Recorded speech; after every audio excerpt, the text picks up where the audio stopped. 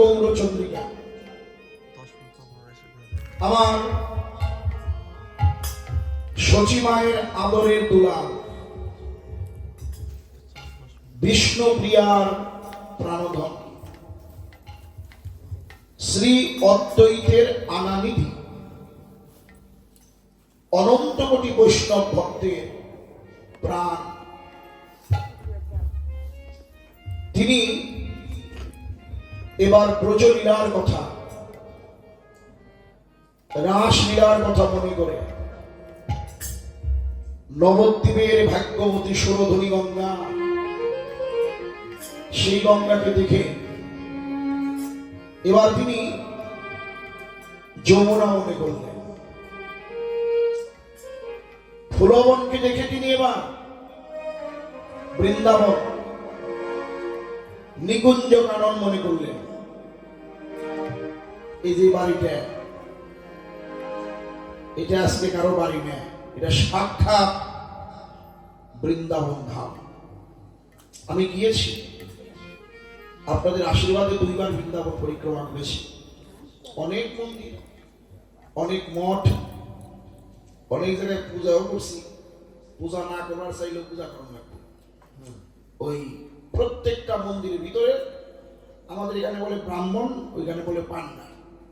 সাবধান, ঢোকা মাত্রই আর রক্ষা নাই, পূজা দিতেই হবে। এইখানে একটা পূজা করো, এইখানে পূজা করো। মন্দিরও দেখেছি, অনেক পূজাও করছি। আবার প্রসাদ পাবেন, আগের দিন রাত্রে টিকিট করে রাখতে হবে। কিন্তু আজকে আপনারা দেখেন, যে ভূমিতে অবস্থান করছেন কোনো কষ্ট নেই, এটা সাক্ষাৎ বৃন্দাবন। সারাদিন আপনি বিগ্রহ দেখবেন, আপনাকে কেউ নিষেধ করবে না।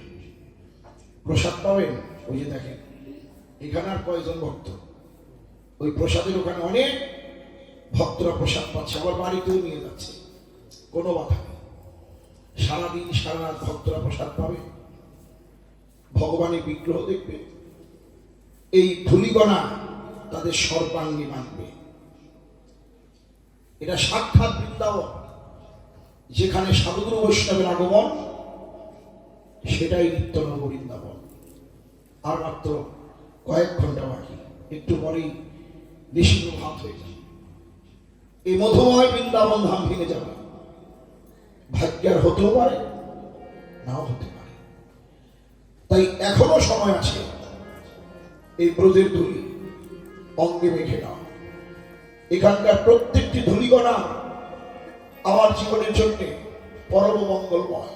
রাধা নামের এই ধুলি প্রেমানন্দে হরিবল।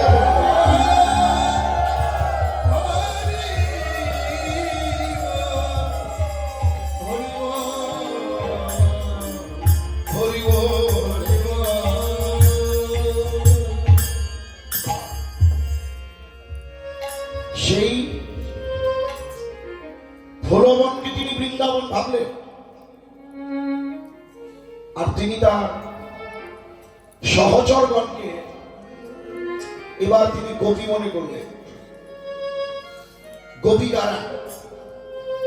মহানামব্রতজি বলল, উদ্ধব সন্দেহ গ্রন্থে কৃষ্ণ কৃষ্ণত্ব রক্ষিত, যারা কৃষ্ণের কৃষ্ণত্বকে রক্ষা করিতে জানে তারাই গোপী। তাহলে এই জগতেও গোপী আছে। কারা গোপী? যারা গোপনে প্রাণ গোবিন্দের ভজন সাধন করে, তারাই হলো গোপী। তাই সেই নদিয়ার পুরন্দর শ্রীমন মহাপ্রভু গৌ তিনি তার ভক্তদের গোপী ভাবলেন। আমরা সকলেই অবগত যে শ্রীরাম বৃন্দাবনে ভগবান মুরলীধারী রাসের দিন বাঁশি বাজিয়ে গোপীদের ডেকেছেন। এবার সেই কৃষ্ণই হলেন গৌ। তার হাতে তো আর বাঁশি নাই, তার খেলার উপকরণ কি? খোল করতাল। এই যে খোল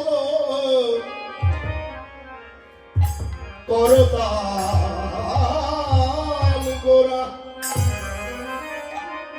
গোরা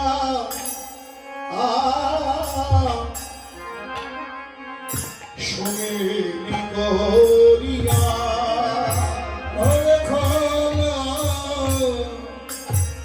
করতাল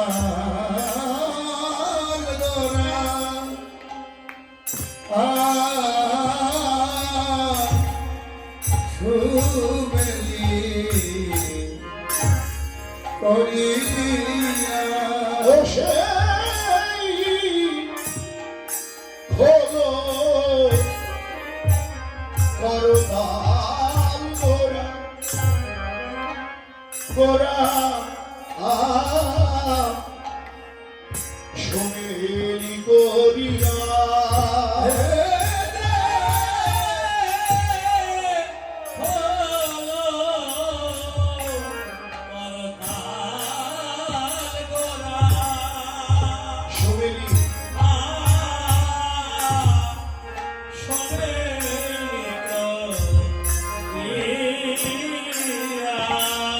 এবার তাহার মাঝে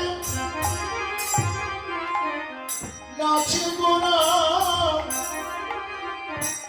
শ্যাম জয় জয় দিয়া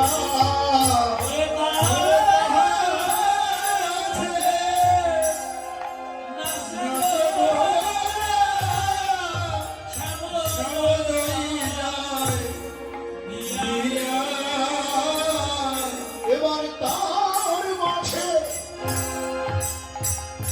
গাছি গোনা জয় জয় দিয়া এবার তাহার মাঝে নাচে গোনা শ্যাম জয় জয় দিয়া হরি বল হরি বল হরি বল হরি বল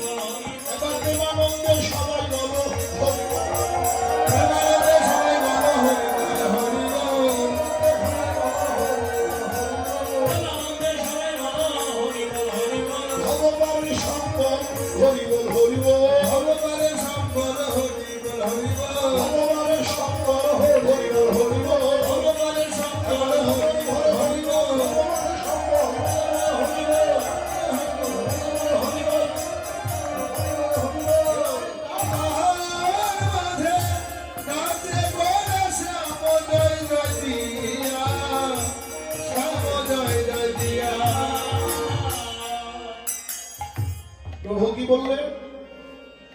হরি বল হরি বল। এই তো মহারাসের বল। প্রশ্ন হয় যে এত বল থাকতে প্রভু হরি বল কেন বললেন? হরি বল বললে সবই বলা হয়। কি কি বলা হয় না? প্রথম হলো গুরু, তারপরে হলো গৌরাঙ্গ, তারপরে হলো গোপী, রাধা, শ্যাম, সকলে মিলিয়া এক হরিনাম।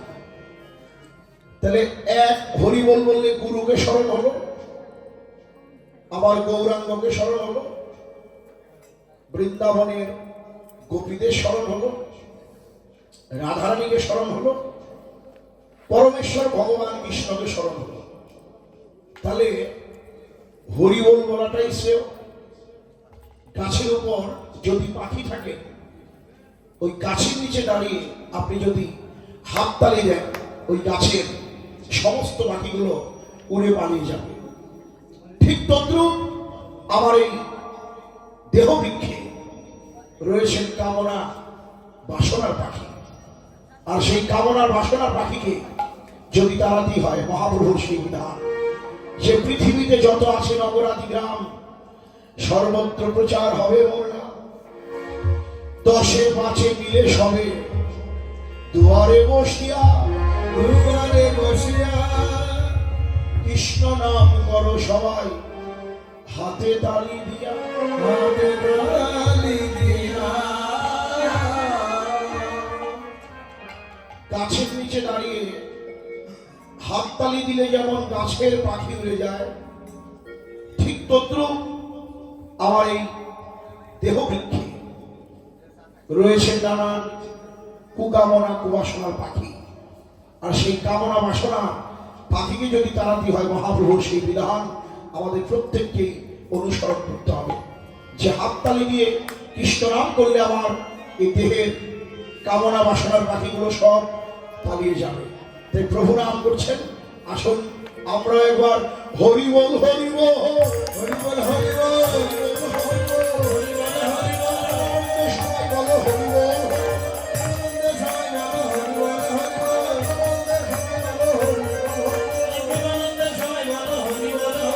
এই তো মহারাষ্ট্রের বল, হরি বল, হরি বল, হরি বল, হরি বল, মহারাষ্ট্রের বল, হরি